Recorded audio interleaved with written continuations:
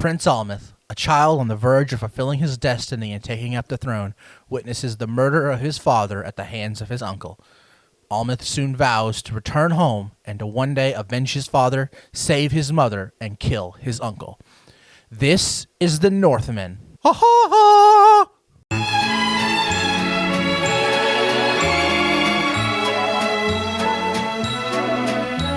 Fighter of the Southman, ha ha ha! Champion of the sun.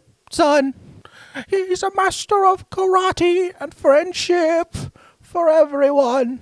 I apologize for my singing, but for some reason I can't help it. I hear the name the Northman and I just immediately think of It's Always Sunny. The Northman cometh. He does cometh in this movie. Can I offer you an Eggers in this trying time? See, it happens all the time. I can connect everything to It's Always Sunny, apparently. Only on Cue Reviews will you get connections as wild as that. The Northman is the latest film from Robert Eggers. Now, this is a type of film you just don't get much nowadays. A gritty, adult, medieval epic. I have to say, I was very excited for this film. I thought the trailer made the film look breathtaking, and this is an exhilarating film full of an amazing cast with beautiful cinematography and an overall satisfying story. Leading this film is Alexander Skarsgård as Prince Almeth, and he delivers a fantastic performance in this film. The amount of rage that he has in this performance is just so engaging to watch. Most of his character is delivered in mostly body language. Yes, there are still some dialogue scenes between him and other characters, but I think overall, a lot of his performance is a body performance, and he does a fantastic job throughout it. Anya Taylor-Joy is also fantastic in this film as well. I don't think I've ever seen her be bad in something. I've seen her in bad movies, but I think she was always the most interesting part of those bad movies. But overall, I really enjoyed her performance in this film and her connection to Prince Almeth and the chemistry she has with Alexander Skarsgård. Overall, the entire cast of this movie is great. From Ethan Hawke, whose entire performance may have been in the trailer, to Nicole Kidman, whose character I guarantee you will have a certain amount of opinions on by the end of the film. I cannot touch on them for spoiler purposes, but I guarantee there will be opinions. Basically, all I wished was more Willem Dafoe. Put Willem Dafoe in everything. What makes this film stand out amongst every other film in Hollywood is just the raw, brutal nature of it.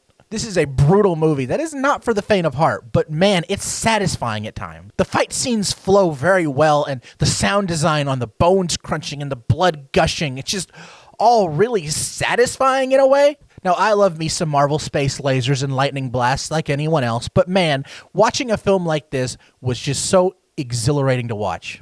Add that to the fact that the cinematography of this film is phenomenal. You will not go more than 5 minutes, maybe even 3 minutes, without finding a fantastic shot in this movie. Something that you would want to have as a wallpaper. The film also does a great job at capturing a cold Nordic feel. It really makes you feel that you're there, part of the action, part of the film, and immersion is a big part of movie making to me. Now, admittedly, the film story is nothing new. A lot of it is very similar to The Lion King, or if you're a weeb, Kimba the White Lion, or if you're old, Hamlet. But that doesn't mean it's not well done. A story can be done over and over and still be done better each time. What I really enjoyed about this movie most is that it's a satisfying movie. The amount of art house movies that I see, which isn't many, admittedly, but I am trying to fix that end in such an unsatisfying way really bugs me. Idiots! Savages, idiots! Yeah. Jesus. I'm a guy who really appreciates closure within his movies, and I really appreciate that this film delivers on that. I will admit there's some scenes in the movie that feel like non sequiturs in a way. Now, they're definitely cool and visually stunning, but I do feel they compromise the film's realistic tone that was set up in previous scenes. Granted, what am I talking about realism when the film takes place in 800 AD and everyone speaks pretty good English? I read online that Robert Eggers said that this was the studio interference version of the film. If this is the studio interference cut of the film, I would love to see the director's cut of this film. I can't even begin to imagine what was cut out of this film, because there's a lot in this movie. I would love to see the director's cut of this film, and I hope they release it on home media. Hashtag release the Eggers cut. Overall, this was a film that definitely met my expectations. It is a brutal, breathtaking, and brilliantly performed and directed film. The violence in the film may not be for the faint of heart, but I highly recommend you check it out. If you enjoyed this review, please hit that like button. And if you want to see more, hit the subscribe button and ring that bell to be notified when my next review drops. Until next time, I'm Quentin Dunaway, hoping you will keep it cinematic.